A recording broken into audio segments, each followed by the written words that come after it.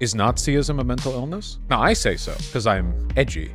Really, though, is it? Having spoken to a few Nazis myself, it is definitely, at the very least, correlative to certain forms of irrationality. It certainly prohibits one's effective functioning in society.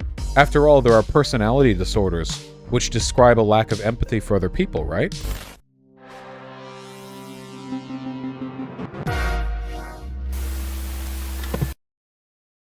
Vaush, you seem genuinely impervious to shit getting to you. Is that a skill you developed or you just built different?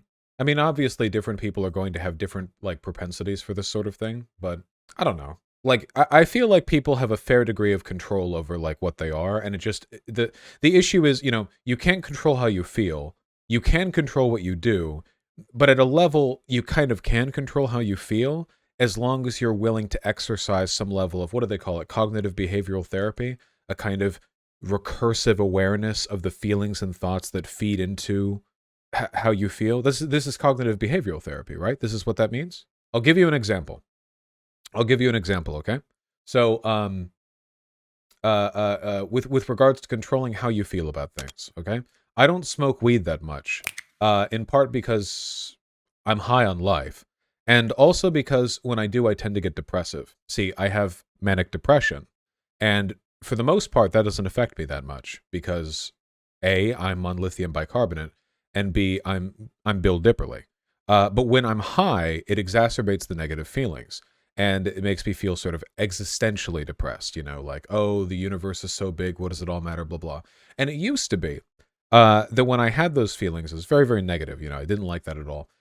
However, one thing that made me feel better was whenever I did have those sort of intrusive thoughts, there was something I could repeat to myself, which was, the only reason I'm having these thoughts is because I'm high, you know? And you have to let that become an overriding mechanism in your mind. You know what I mean? The only reason I'm thinking any of this is because I'm high. It's sensible to me because I am high. It comes to mind because I'm high. But I will not always be high, and then I will not think about it. And that's true. When you sober up, then those thoughts stop happening the way they do. But the thing is, in a way, the effect that weed has on your cognition is not too dissimilar to the effect that a depressive episode has on your cognition, in the sense that both of them are temporary alterations of your default brain state. So if you're feeling depressive in a general sense, you know, and you have these negative feelings, you can think, well, these thoughts come to mind because I'm feeling depressive. These thoughts come to mind and feel natural and reasonable, and I can justify them in my head because I'm feeling depressive. But I won't always, and then they will cease to feel that way. And that's correct. So engaging in this metacognition, this sort of attempt to reflect on the mechanisms by which you arrive at the feelings you have, is a really effective way of controlling your behavior. Obviously, it doesn't work. Like, it doesn't turn you into some kind of, like, you know, emotion god robot man. You know, obviously, but I think it's pretty helpful for uncovering the root of some emotional issues. You know, Heba, I am not saying that what I said right there cures depression. Curing or dealing with depression, the whole 9 yards, big complicated stuff. I'm only saying that this is a broadly and generally effective thing. So in Hassan's case, to bring this back around to why I started, in Hassan's case, he gets irrationally defensive and angry when people criticize him. You can watch his streams, it's true. It's not just he gets irritated because people are being dumb, and it's not just he's kind of hyperbolically agitated for the sake of playing it up for the stream. He gets legitimately upset when people criticize him, you know? Even when those criticisms are very light and even-handed, like that trans person who he screamed at and said he hopes they have a terrible life because they said they wished Hassan had defended trans issues better when that conservative was on. Criticism is just a thing he doesn't respond well to. So there's probably an internal process that you could engage in to address that a little bit. Not to say that he, you know, will, but the reason I'm going on this is because somebody in chat asked, well, how do you stay so calm? So I'm saying that now. How'd you learn I have bipolar disorder? I can thank my parents for that. When I was feeling depressive after my first year at university and spent some time back home, I talked with my parents and they were like, all right, well, let's have you talk to a psychiatrist. And my parents live in Beverly Hills, so I got a good psychiatrist. Vermin was actually with me for that appointment. Vermin knew at the time, and still does, way more about mental health than I do. So I thought that I just had depression, but I was talking to the psych, and the psych was like in the room, yeah, I consented to that. The psych was like, yeah, I think it might be bipolar depression. And I was like, I don't think that's true, but it was true. Hopefully, flashy job. You experience mania? Yeah. What was your most manic episode? Okay. I don't remember. I'm sorry. Some people have manic episodes that are very destructive. Mine have never been. I'm just more productive. What does mania feel like? This is way too personal. I decide that. The first time I took Adderall, I experienced what was essentially a short-term version, and this was like 10 milligrams of Adderall. Okay, we're not talking a tremendous amount. No, it might have been 5 milligrams, actually. Yeah, no, I think it was 5. Minuscule amount, but it triggered a brief manic episode. I got, I think, about 6 months of housework done in 8 hours, and after that, for 2 weeks, it was difficult to walk because every part of my body was incredibly sore. I just didn't feel it. There's just sort of a perceived invulnerability, but it was very productive. I was very, very productive. Manic episodes aren't always that easy. Mine have always been fine. Sometimes they're very destructive. Sometimes people legitimately do think they're invulnerable. It is, after all, a mental illness. It's sometimes people will think like, I can't be killed. I won't be hurt by anything. I'm invincible. They'll do very reckless stuff. They'll spend a bunch of money because they think like, it's not a big deal. I'll be fine. It's essentially, it goes beyond like determination and positivity and runs right into an inability to perceive potential consequences, which is, not great for living or existing, really. Terrifying? Oh, mental health stuff is absolutely terrifying. This is one of the things that factors into my position as a moral anti-realist. You can't really account for the processes by which you arrive at your analysis of the processes. You can't apply the scientific method to the scientific method, A person who is colorblind will never know that they are colorblind unless they are told so by another person who tests them on it. If you had a society full of colorblind people, they would never know. They would never have any way of knowing. Even if somewhere on the other side of the world there were people who were not colorblind. And likewise, for things not as empirically determinable as color, the processes by which you self-analyze are all up here. So if there's something wrong with this, using a broken system to, find problems in a broken system is really, really difficult. It's like having one tool that you can use to repair things, and that tool gets damaged, and the only tool you can use on it is itself. It's an almost impossible task. It can be done, of course, because I'm kind of using simplistic mechanical metaphors, but it's something it's very difficult to manage. But it's something we all have to do, because this isn't just a mental illness thing. Foucault writes on this. The medicalization of mental illness has been disruptive in, among other respects, the fact that it essentializes characteristics which we ascribe to mental illness, even if they don't necessarily come from mental illness. The lay Reddit atheist, euphoric version of this argument is a person who believes God speaks to them when they sleep might just be a Christian, whereas a person who believes that a dead relative speaks to them while they sleep, well, they might be diagnosed with schizophrenia. Now, the only difference functionally between these two things are that there's so much cultural baggage to legitimize the former example that it's considered kind of like a legitimized, acceptable thing one might experience. And that's not necessarily illegitimate, Being given a cultural pretext for something that would otherwise be considered irrational isn't necessarily unreasonable. For instance, a lot of the etiquette that we have in day-to-day life is really arbitrary, You can imagine a society, 10,000 years ago, if you want to. You can imagine a society where where people, it's considered good etiquette to smack the top of a person's head when you meet them. I don't know why. Maybe that's happened sometime in human civilization. There have been a lot of humans, Now, if you were to go about doing that today, people would not appreciate it. They would dislike that significantly if you did it sort of unprompted to people. And today they might even consider a willingness to do that as an indication of some kind of unwellness on your part. But again, society legitimizes some behavior, and that makes it more acceptable to engage in it. It's sort of an arbitrary basis. But anyway, the reason why I'm talking about all of this is because the introspection to make sure the processes that you're using to arrive at your positions is really, really, really important. And you have to use the tool to diagnose the problems in that tool, which is frustrating sometimes It's one of the reasons why it's really tough to get out of some mental illness pits without medication, because sometimes you really do need some kind of chemical stabilizer to facilitate the process of stabilization, or to even, make it more attainable, possibly. But it's all doable. It's, I imagine in many cases. Work in mental health, what you're talking about is, in a semi-generalized way, is extremely well stated. What he's talking about isn't something that pretends mental health. This sort of knowledge really breaks down the walls, stigmas people. Yeah, I guess the point that I'm trying to get at is that, and Foucault wrote on this when he wasn't being French, that by medicalizing mental illness, we drew boundaries around elements of human behavior that are omnipresent in all people.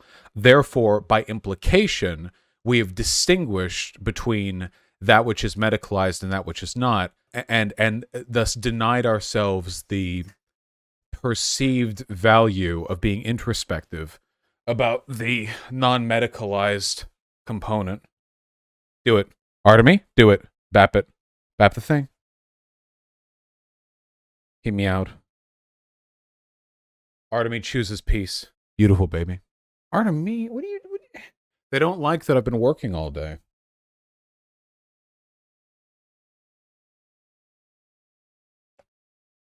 There we go. By distinguishing between the medicalized and the non-medicalized elements of human psychological behavior, we have implicitly said this.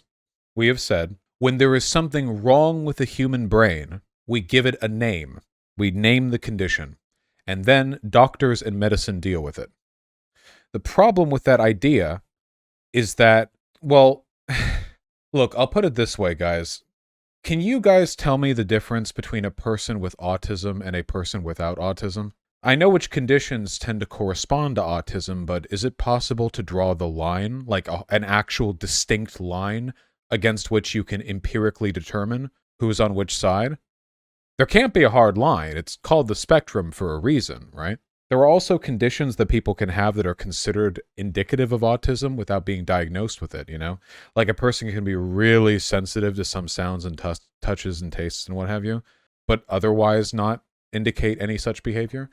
There's so much variance.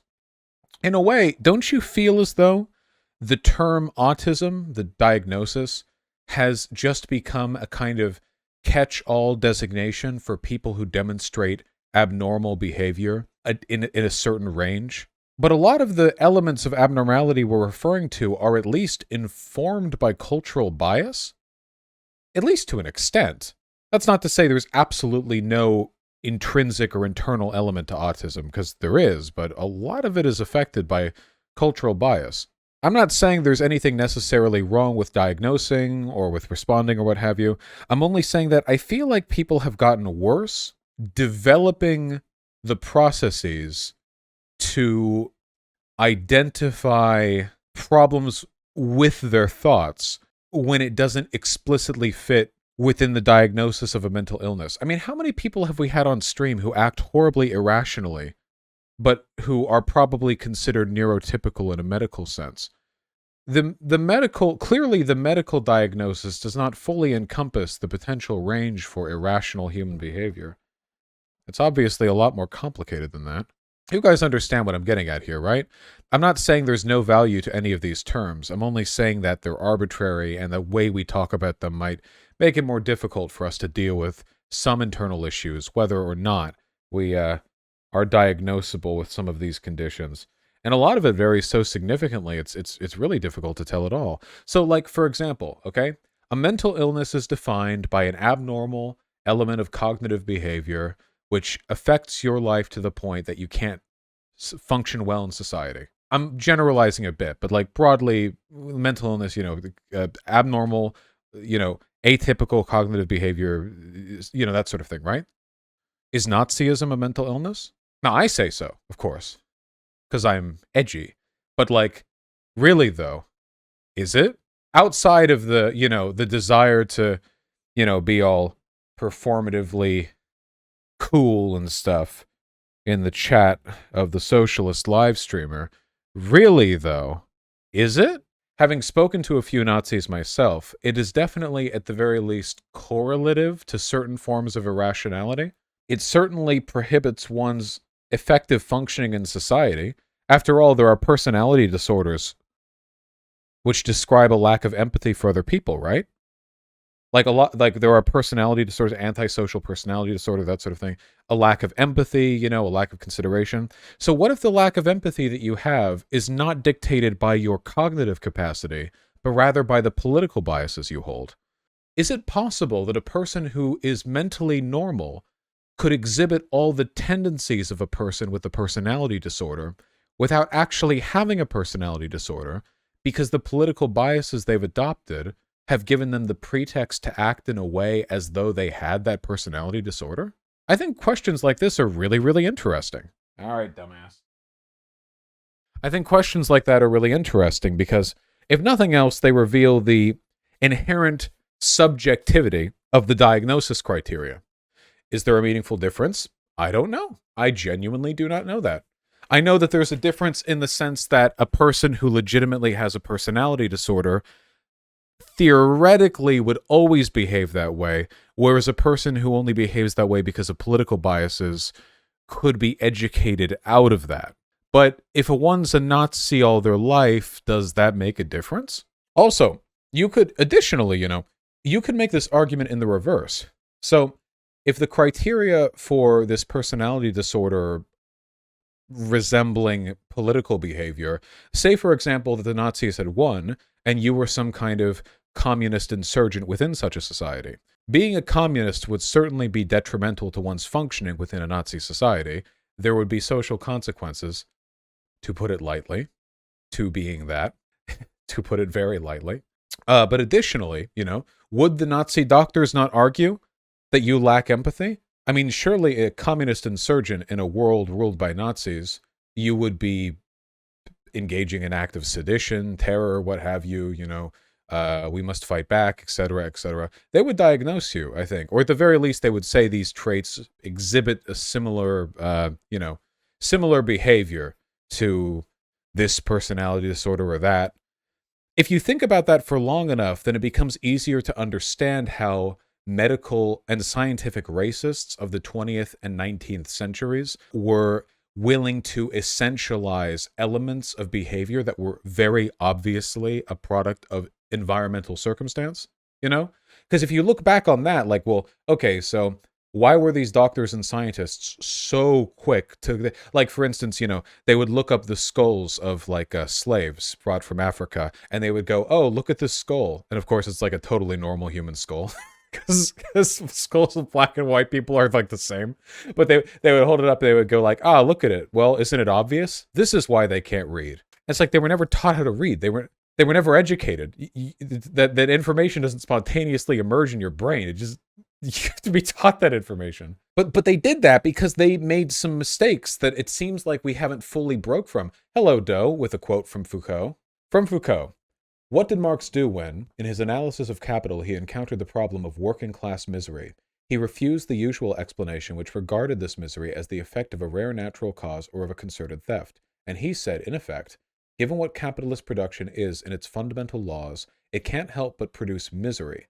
Capitalism's raison d'etre is not to starve the workers, but it cannot develop without starving them. Other things being equal, that's approximately what I would say. It's not a question of denying sexual misery. It's also not a question of explaining it negatively with repression. The whole problem is to understand the positive mechanisms that, producing sexuality in such or such a fashion, result in misery. Yes! That might as well have been French to me. No, I understand. I've read enough Foucault to get the thrust of it. The issue, folks, is this comes back down to essentialization. No, though, I'm not stupid. You condescend to me. No, it comes down to essentialization. This is why I ham on essentialization so often as a concept, okay? The idea that because things are the way they are, it must be because of some intrinsic element of a person's nature is inherently a reactionary way of thinking, I think. And I think there's an element of that in modern medicalization of mental illness. That's not to say, again, that there's like no such thing as Down syndrome or no such thing as autism, whatever. It's just the categorization reaffirms that degree of essentialization. And that can be negative when it comes both to helping people who could use the help and, also to people who honestly couldn't, but could maybe do for some introspection. It's that what is autistic is produced as a byproduct of the norm being produced. Yes, what is this? This is the knowledge power duopoly. Yes, though?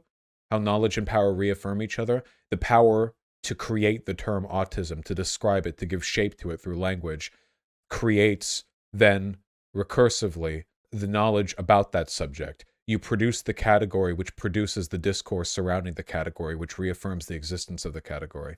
The social category is born in the discourse which surrounds its birth. You can make that argument for a lot of stuff. Gender, that'd be a big one. Race, a lot of stuff. A lot of stuff. Life itself. True. Not to mention, there's kind of like a whirlpool effect of a lot of these diagnoses as well, where as soon as you create a term, other things adjacent to it get described as it. We've dealt with this problem before. Like, for example, the more nuanced the language about mental illness becomes, the more boxes there are to put people in. But if you look, and this is most evident, I think, when these terms start to be fermented, back in the 1950s, 60s, 70s, 80s, where they're really sort of developing what we now consider to be the modern attitude towards psychology and psychiatry, psychiatric practice. If you look back at the, I'm simplifying a little bit here, but this happens pretty often, okay? Basically, a doctor will go like, hey, okay, I know why bitches be crazy. It's because of hysteria, all right? They need a nut or something, I don't know. And then all of a sudden, everywhere, all across England, people are going, oh my God. So that's why my wife was angry that I didn't get her a gift for the 30th year of our marriage. It's because of hysteria, So because they create the category, everything becomes attributed to the category, which then reaffirms the legitimacy of the category. You understand? That makes sense, doesn't it? Once you create the scapegoat, the idea, the thing to which to attribute the behavior, then all of a sudden, all adjacent behavior is fair game for attributing. And then, of course, the category seems all the more important because you've done that. And then this happens over and over and over. Does the categorization help or does it dilute the nuance? The nuances of how to properly diagnose stuff from a psychiatric perspective are very beyond me. I don't want to speak outside of my station here, okay? I will say, however, look, we have two competing problems here, okay? Problem one is that human brains are really, really complicated, meaning that a full understanding of what afflicts a person mentally will usually... To be holistic, I mean, it needs to involve like a lot of analysis. And the other problem is that there are 7 billion people on Earth, 8 billion, whatever, and the medical industry needs to move quickly. We simply cannot normalize a system where everyone gets access to medical care for free, which I want, and also a system where people get like hour-long psychiatric appointments every week, like with multiple doctors like all the time or whatever every week. Like the issue is like unless you want to spend 80% of the GDP on like medical facilities, they have to be a little bit expedited. That's why doctors visits are kind of, it used to be doctors visits like we used to fantasize like, oh, they'll come to your house. They don't do that shit anymore. I mean, maybe in like really rural areas, but for the most part now, like you go in there 15 minutes, kablamo. And ideally that should be done quickly, right? Not every medical professional needs to be your shoulder to cry on, except for a therapist who literally needs to be your shoulder to cry on.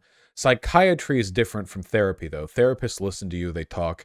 Psychiatrists diagnose and then they prescribe medication. And in that case, I feel like it's valid. The categorical ascriptions are valid when you're talking about stuff that is to be dealt with through psychiatry. That is what I believe. When you're talking about something that you can fix with chemicals, I think it's acceptable to engage in this categorization rigidly because this allows for the most effective ascription of these chemicals, the best method of prescribing. In other respects, it can get a little bit more murky, Some psychiatrists also do talk therapy. Yeah. Generally, for the field of psychiatry, I feel the categories are quite helpful. And for the field of therapy, I've heard mixed results.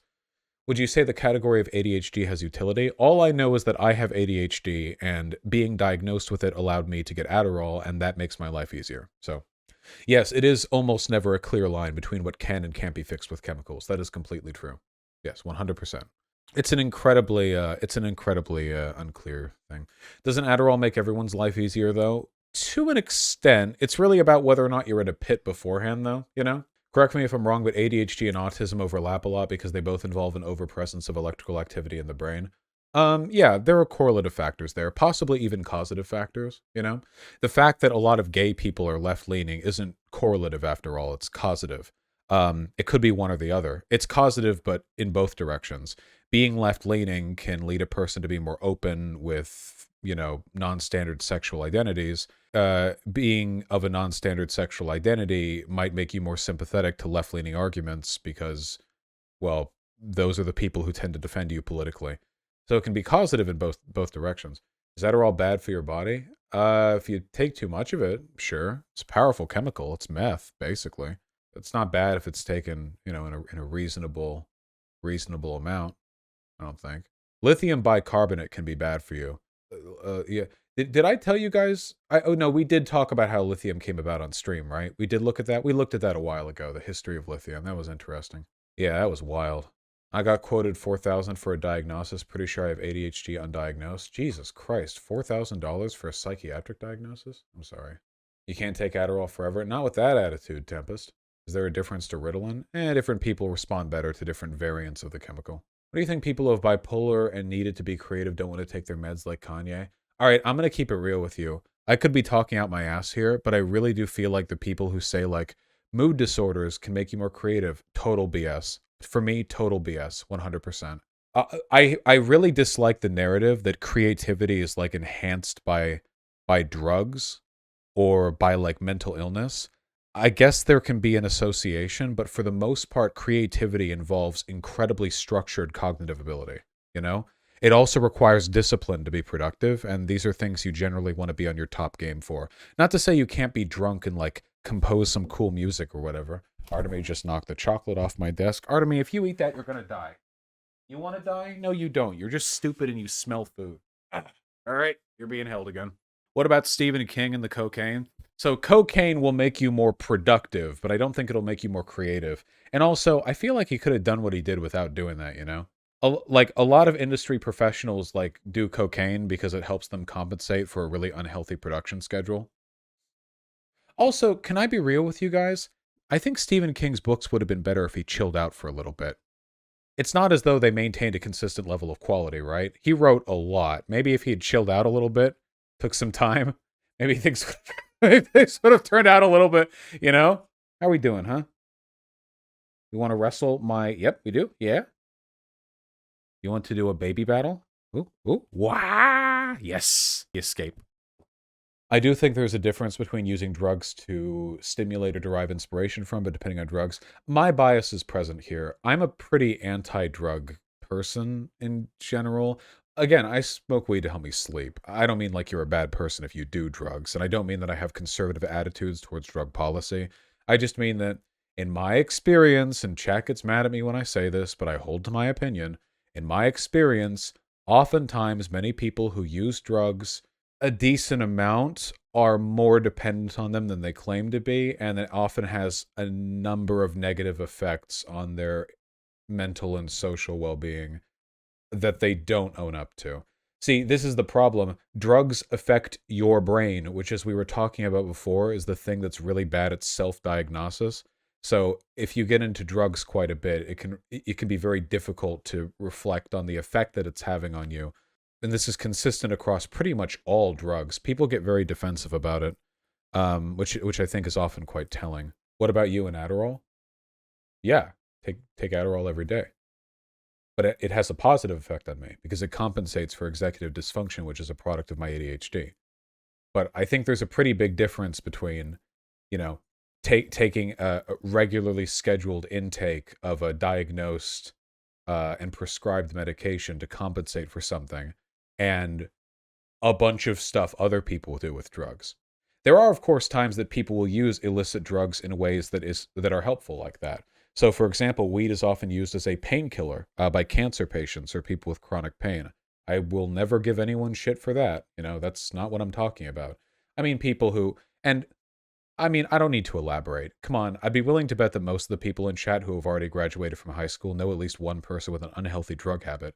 We're literally going through a record-breaking, opiate crisis in America. It's like the leading cause of death for like people in a certain age range. It's wild. Like it's not that hard to find people who are going through that. Also, a lot of people don't understand the difference between a drug which numbs the symptoms of a problem and a drug which fixes the problem, you know? And that could be a problem as well, right? So people who are really depressed, so they smoke a bunch of weed, I promise you guys, with very few exceptions, getting high every night will not make you feel less depressed. It will make you temporarily more distracted by the stuff around you, but you know, I think the goal should be for people to be sort of healthy and happy by default, and then if they choose to take drugs, that's like an additive, you know, it's something that they're doing because they want to have that much more fun, not something they're doing to stave off the harsh reality of their default state of mind. You know, it can keep you from maintaining that sort of thing. But any tips for really bad executive dysfunction? Just you got to take advantage of the times when you do feel like doing stuff for sure. Most people know that though. Yeah, I am not pretending that I'm spouting some kind of cosmic wisdom here. These are just my preferences and beliefs. A lot of this is controlled by economics too. Absolutely. 100%.